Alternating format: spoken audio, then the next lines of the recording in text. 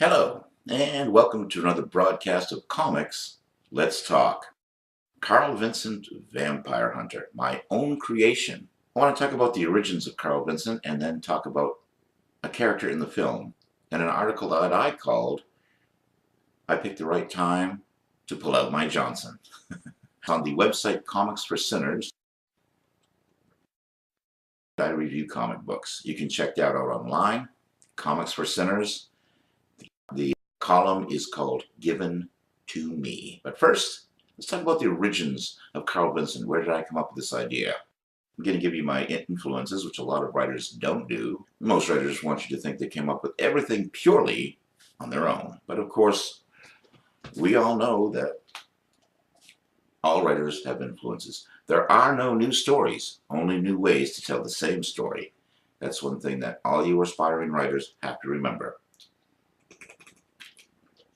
And now let's get to it. First, a little background on myself. I was born in a small town in Maine, which incidentally is the same state as Stephen King, another writer of horror who is a heck of a lot more popular than I am. I guarantee that. I hope to change that though, but maybe I will, maybe I won't. Anyway, he lives in Bangor, Maine. I'm from a little town called Holton. I went to the University of Maine as a speech communications major and also attended the New England School of Communications and studied writing with the Long Ridge Writers Group as well as Writers Boot Camp, where they taught me how to write scripts. That was in Los Angeles. Long Ridge Writers Group, if you're interested, you can find them online, and they are out of Connecticut. If you're an aspiring writer, I highly recommend their course. They taught me how to structure stories, character development, and a lot of other great stuff that you would need to learn as a writer if you ever decide to write. Now, when I was a young boy, I created my own comic book universe. I was drawing.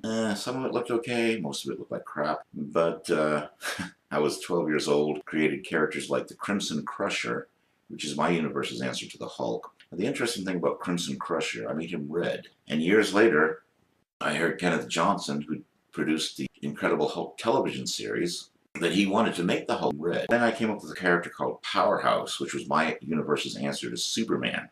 And I've always wanted to write both novels and comic books. With Karl Vincent, I was watching an old Don Knotts movie called The Ghost and Mr. Chicken, and the thought came to mind, what if Don Knotts were a vampire hunter? In a flash, I committed this idea to paper and developed the character to look like myself. Other influences included the old Night Stalker TV series with Darren McGavin, and it's a TV series that also influenced The X-Files on Fox. I was also influenced by movies like Fright Night with Roddy McDowall and William Ragsdale. Also Lost Boys with Kiefer Sutherland in what my opinion is his best role ever, playing David the Vampire in Lost Boys. So that's another influence I had. And Karl Vincent is kind of a reluctant vampire hunter detective that became convinced of the reality of Nosferatu. When he decided to hunt these sinister creatures of the night, eventually he lost everything. His job, his family, his self-respect. And his wife Barbara thinks he's crazy and wants a divorce. His oldest son, Keith, won't talk to him at all anymore since he announced to Keith's class on career day that he was going to quit his job to hunt vampires. And my first novel is Last Rites, The Return of Sebastian Bacillus. You can find it on Amazon. It has also been turned into a comic book. You can find Karl Vincent comic books on Indie Planet as well as Drive-Thru Comics. Karl's arch nemesis is a vampire named Sebastian Bacillus. Now, we are producing a movie at this time. Here are some production pictures from the movie. The actor Louis Antonio Howard is playing Sebastian Bacillus. Now, Sebastian is actually Radu Selfrumos, the brother of Vlad Tepes, who is Dracula. In Last Rites, Sebastian is already dead. I want to explain when I was going to write the movie. I wrote a short story about how Karl tracked down and hunted his arch nemesis, who is Sebastian Bacillus, to an old potato barn in Island Falls, Maine. I'm from Holton, but Holton doesn't have any kind of a horror feel to it. So I set it in a town nearby called Island Falls. To me, it's a perfect name for a horror setting. I tried to flesh that out into a script. This is before I studied with Writers Boot Camp that helped me to write scripts, and it just wasn't long enough to flesh out into a 2-hour story. So I brainstormed. I went to a little seminar with famous director Akira Kurosawa, one of my favorite directors, and we watched a few of his films and we had discussions.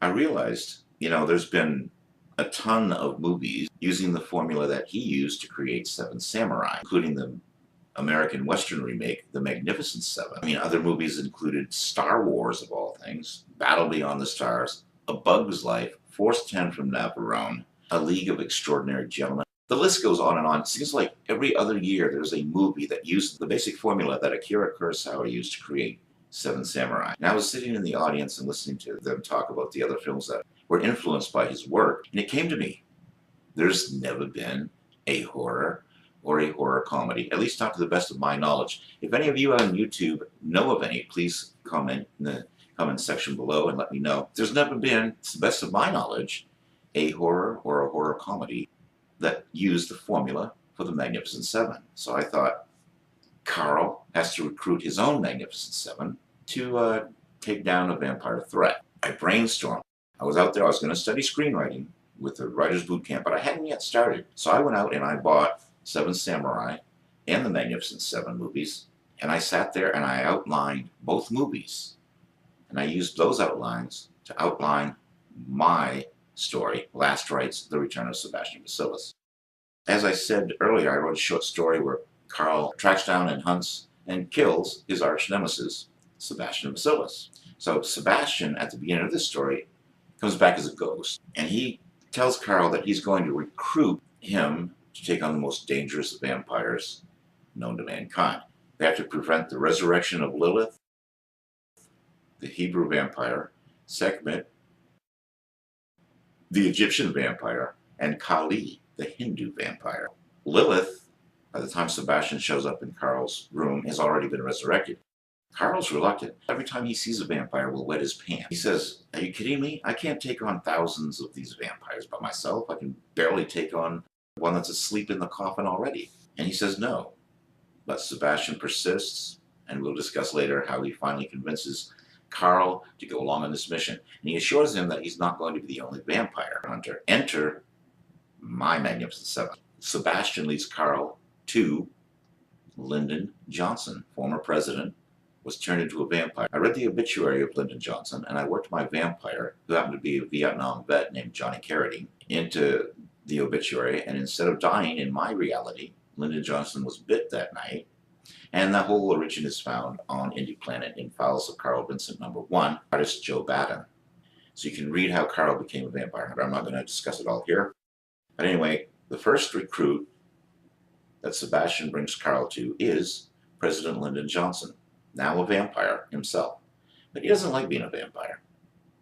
So he willingly goes with Karl on this mission because he hates what he is, he hates what he became. Now let me read my column. We'll discuss that on a later broadcast. I hope you enjoyed the show today. Once again, check them out. You can look inside the books on Amazon, Drive-Thru Comics, and Indie Planet. All allow you to look inside the books. So check them out. Let me know what you think in the comments section below, and I'll keep you up to date on what's happening with the comic books. We're adapting Foul Blood right now, as well as Dracula Rising, which is a sequel to Last Rites. So check it all out. Let me know what you think. That's our next broadcast on Comics Let's Talk. Thanks for joining me. Have a good day.